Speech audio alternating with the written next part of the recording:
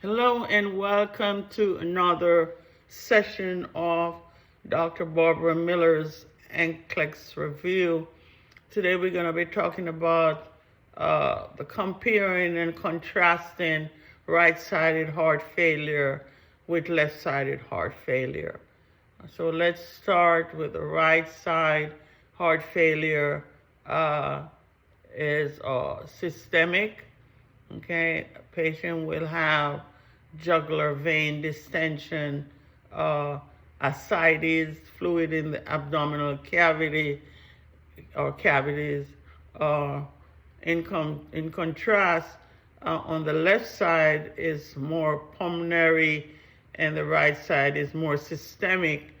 Okay, so if you were to ask about the left side, you know that the patient will display clinical manifestations of shortness of breath, coughing, wheezing, and the right side patient will have edema, peripheral edema, and all those. Let's talk about the heart sounds. You do have 4 types of sounds. S1, closing of the atrioventricular valves. You will hear a high pitch sound. Use the diaphragm of the stethoscope. Okay, so S1 is normal. S2 is also normal, closing of the semi-lunar valves. High pitch, you want to use the large part of the stethoscope, which is also known as the diaphragm or diaphragm. My bad, diaphragm. The heart may be fluid overload or failure. You will hear a low pitch sound, so you want to use the bell, the small part of the stethoscope, which is an abnormal sound. That's S3. You also could hear S3 with athletes or patient who is pregnant. S3, ventricular gallop. S4 also is an abnormal sound, ventricular resistance. You will hear a low pitch sound, so you would want to use the bell of the stethoscope. A murmur may indicate wall defect or valve problem. So with a murmur, you will hear the low pitch sound. You want to use the bell of the stethoscope. Okay, so let's talk about some cardiac terms that you should get more familiar with. So if you were to see questions like a preload, what is a preload? Is the volume of blood in the ventricles at the end of diastole. Okay, so preload also goes with the Frank-Starling law. The more stretching of the myocardial fiber, the better it is for the heart. Afterload is the resistance the left ventricle must overcome during systole. So afterload is the resistance that the left ventricles must overcome during systole. So what's the stroke volume? Stroke volume is the amount of blood pumped out of the ventricles with each beat.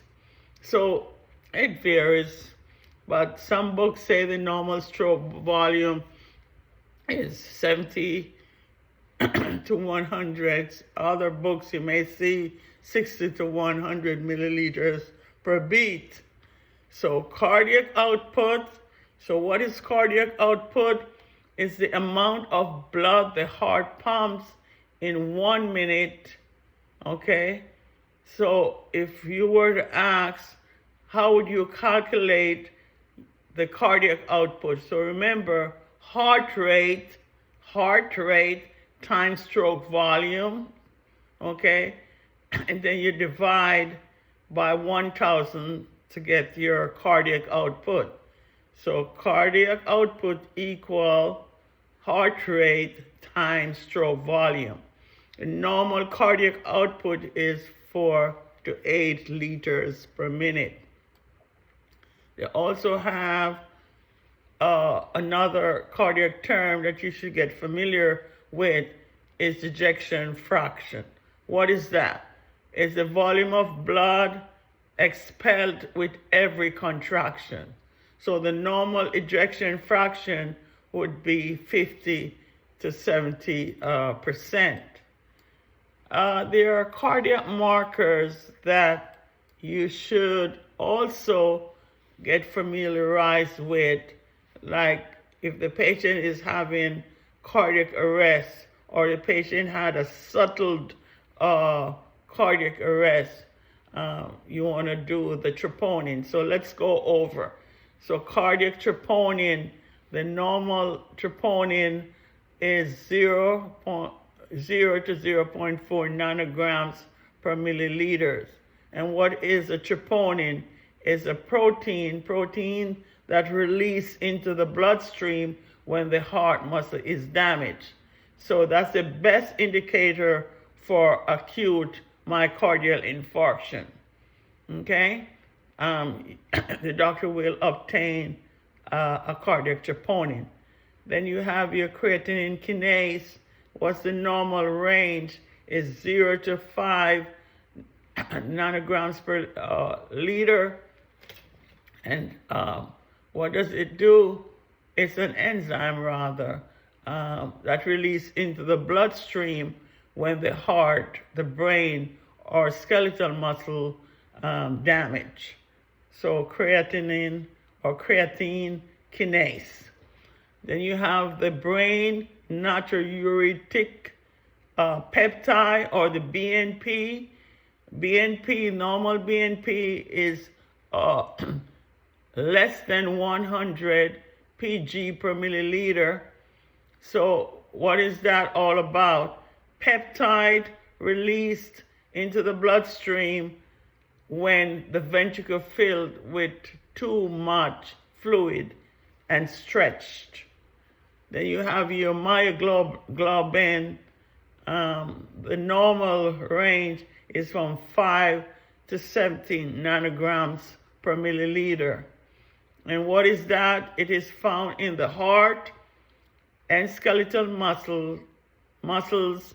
It releases into the bloodstream when patient experience a myocardial infarction or severe muscle damage.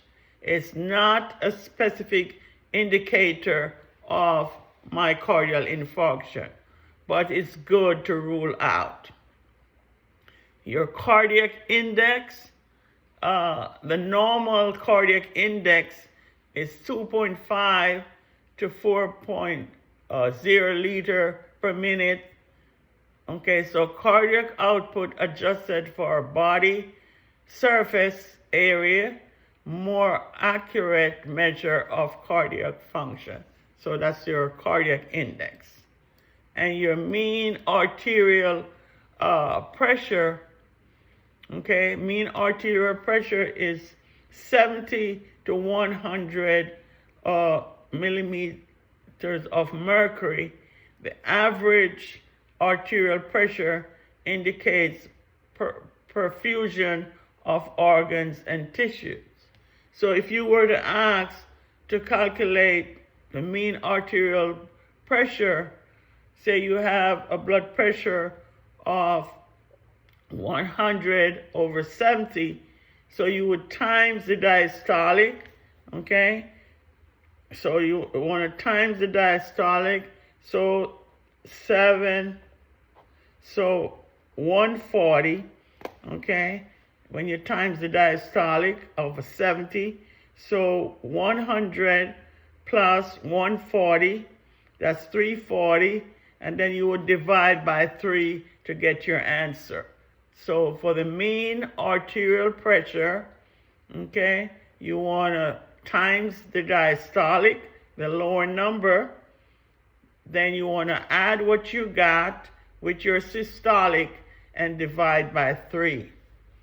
Pulmonary arterial wedge pressure, the normal is 6 to 12 millimeters of mercury.